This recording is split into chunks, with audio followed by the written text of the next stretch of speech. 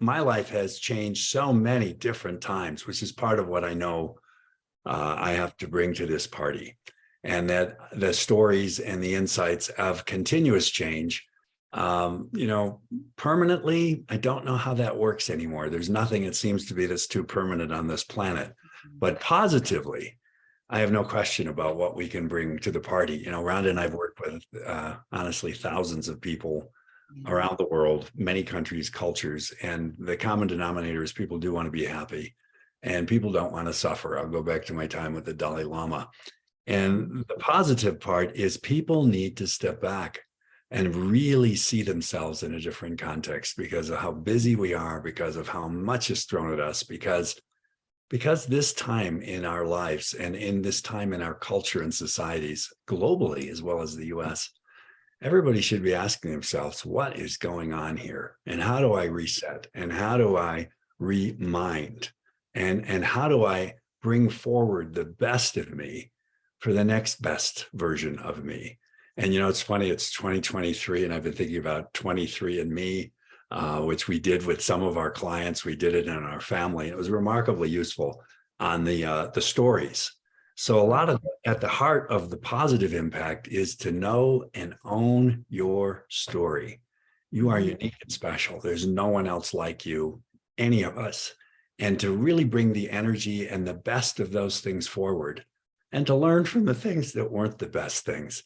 Those are things that do set us up for the next leg in our journeys, where we're going to take our lives and how we're going to be that next best possible me.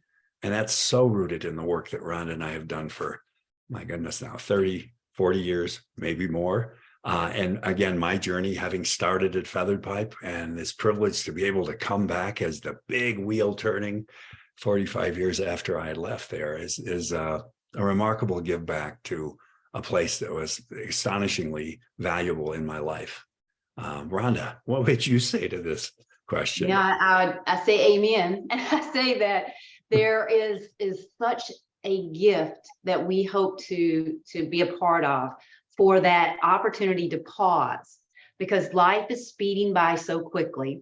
And we sometimes are spectators. We're watching it happen.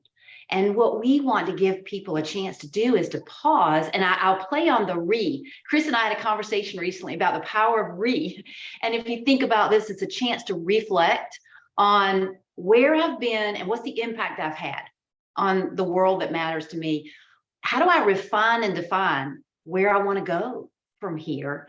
And then finally, how do I renew that passion, that sense of commitment to the life I choose and not the life that might have been prescribed for me? So I think that all of that is the possibility in this particular experience we're all going to share. All right. Well, yeah, thank you, Ron and Chris. And so I think, you mentioned the re and the pause. And it's a good segue to talk about, like, what does it mean to go within, right? So when we say about the pause and then going within, what does that mean to both of you and how that connect to this experience? That's a great question. I have it, Matt, that there's an inner me and there's an outer me. And the inner me, and that self-talk and all of the stories and all the things and the narratives that I carry within me inform how I experience the outside. At Feathered Pipe Ranch, and prior to that, which is why I went, I had a serious interest in retreat and meditation, given some of my wonderful origin stories and the awful, wonderful things that happened to me as a child. I had a lot of questions about who am I and why am I here? Well, it turned out those are pretty big questions. And the going within part for me was so nourished when I went to Feathered Pipe. There's something remarkable about the place, which I could talk about later if you want to know, but the going within is silence. It's peace. It's a sense of some of what the great mystics and some of the great faiths all talk about. There's peace, there's joy, there's hope, there's giving, there's contribution. And I, in my journey of going within, came to some fundamental place of knowing that I'm here to give and I'm here to grow. I'm here to grow and I'm here to give. And once I knew that, it's rooted in the two most important days of one's life, which have been referenced to different people. And the first is maybe the day you're born. The second is the day you find out why you're here. And that was a fundamental thing that came for me when I was at the ranch, and that came for me when I went to India for some months afterwards to really go deep within and to really have some profound experiences, and that were rooted in silence, and that were rooted in my owning and operating this incarnation, in their terms, this piece in the game, in a way that was about giving and it was about growing. And a lot of my entire professional career sprang and grew from that insight. And I think I'll stop there. But the insight word, insight is into me. It's to see into something, and to see into the depth of this energy and this amazing life that we're given, to bring, again, the best forward. So true. I'd love to build on two words that Chris used: stories and quiet. And the stories we tell ourselves are so much more powerful than the ones that we've scripted to tell the world. It colors our view, it changes our behavior, it creates the space around us for what we decide to do and not do. And often it takes the quiet to hear that voice.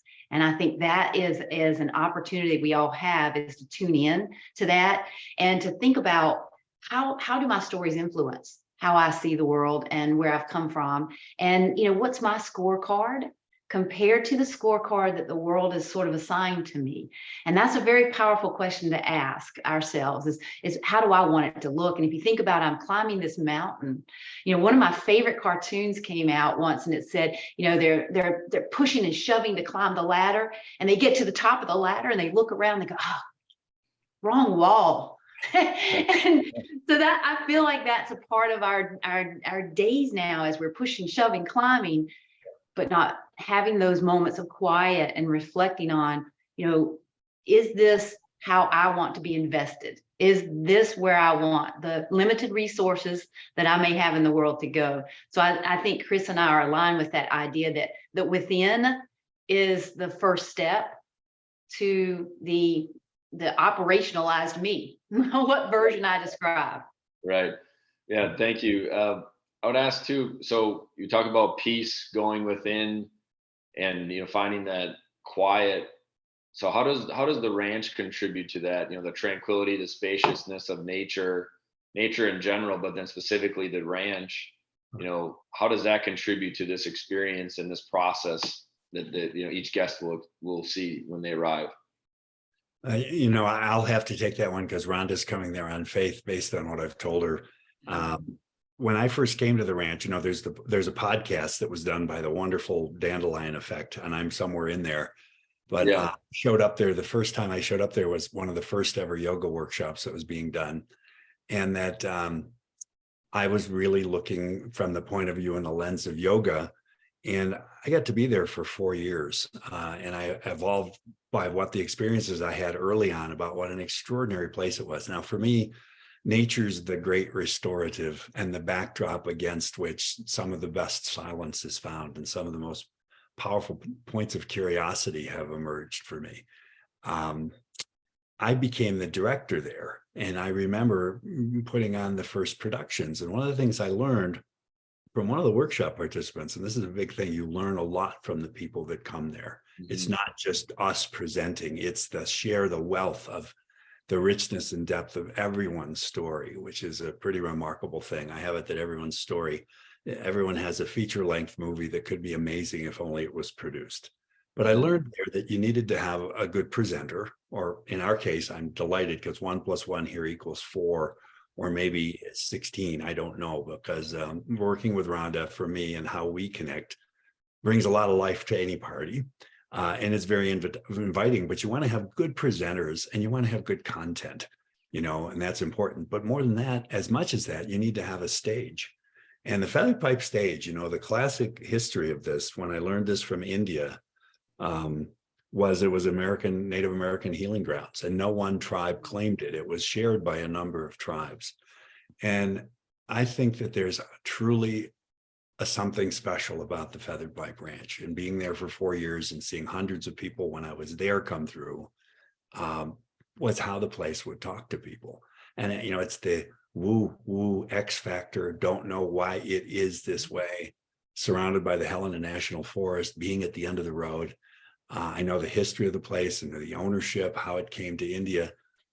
And I can say that was 40 plus years ago. When I came up to see India 4 years ago and really reconnected after a long time away, and that was right before she passed, I had the privilege to say goodbye to her and really connect and tell her how the ranch had been such an amazing place in my life in retrospect. And what a power that I took with me from that place that became part of the inner part of me that's my peace place go to. I walked Yeah. around the ranch again, and Matt, I felt the same thing. It had Yeah. not changed. I went up into Sai Baba Park. I took some hikes. I just gave myself the permission to just listen and be quiet. So I will say, people come there and you'll discover whatever you will. But it has a way of talking to people wherever you might be. Right. So, And then add to that, Chris, I've spent yeah. 2 seasons at the ranch now in a volunteer role and as well as a director role. And people ask me, like, what's the biggest takeaway, your biggest impact for you? And it's no doubt the people, right? So the guests that are there, the staff, call it the special guests that arrive that from years past. And every dinner, every meal, every interaction, there's a new experience. And if you listen, the experiences that you while you're there are so impactful, right, from the people that surround you. And then nature just completely adds to that as well. But the mix of the nature and in people and experiences, yeah, it's really unprecedented.